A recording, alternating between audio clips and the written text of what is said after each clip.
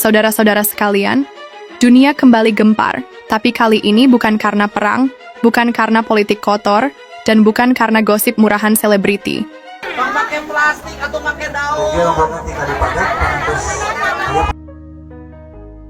Dunia gempar karena seorang gubernur dari Jawa Barat Indonesia, bernama Deddy Mulyadi, muncul di layar kaca televisi Islandia. Barn fær að óbreyttu ekki fæðingarstyrk námsmanna. Bukan karena kontroversi, tapi karena gagasannya soal pendidikan karakter untuk anak-anak nakal, membuat dunia bertanya, siapa sebenarnya pemimpin ini? Dan yang lebih mengejutkan, media di Islandia mengangkat program ini sebagai harapan baru bagi dunia pendidikan yang krisis nilai dan moral. Banyak orang menyangka bahwa anak nakal adalah sampah masyarakat, dibuang, dijauhi, atau dipenjara.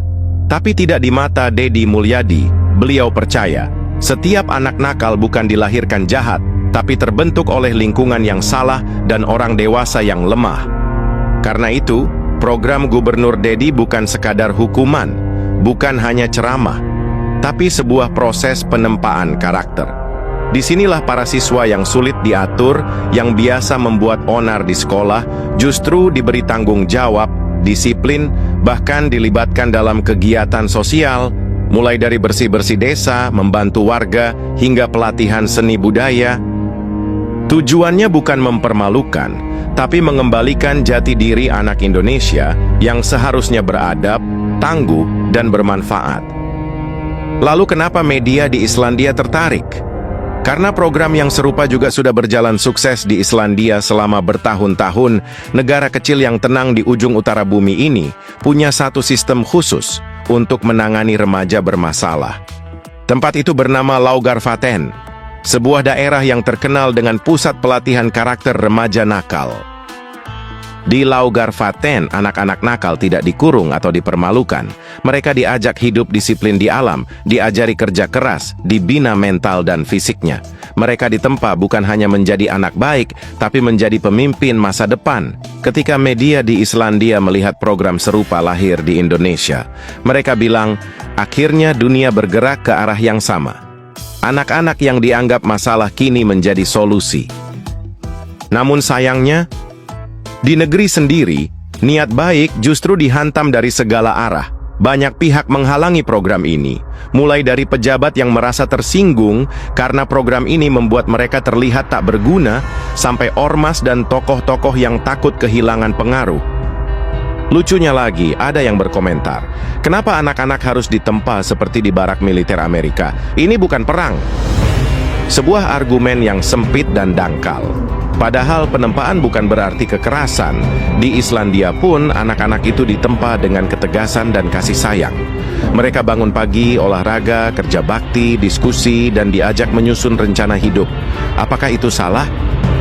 Justru di saat banyak anak Indonesia sibuk main TikTok, berjoget di lampu merah, atau tawuran, Deddy Mulyadi memilih jalan berani, menciptakan generasi yang sadar tanggung jawab.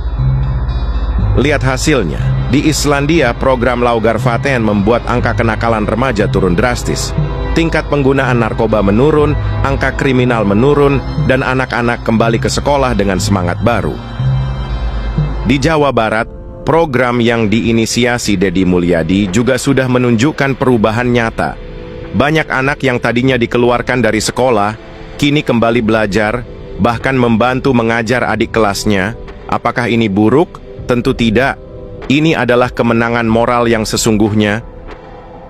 Saudara-saudara, dunia menyambut gagasan ini dengan tepuk tangan. Tapi di negeri sendiri banyak yang mencibir dan menghalangi. Begitulah nasib para pemimpin yang memilih jalan yang tidak populer.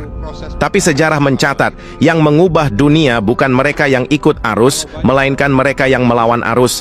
Deddy Mulyadi adalah pemimpin yang berani melawan arus. Demi anak-anak, demi masa depan bangsa. Dan jika Islandia saja bisa menerima dan merayakan keberhasilan seperti ini, kenapa Indonesia justru mempersulitnya? Jika Anda percaya pendidikan karakter adalah fondasi masa depan Indonesia, tekan like, share ke teman-teman Anda, dan tulis pendapat Anda di kolom komentar. Subscribe channel ini untuk konten penuh makna lainnya.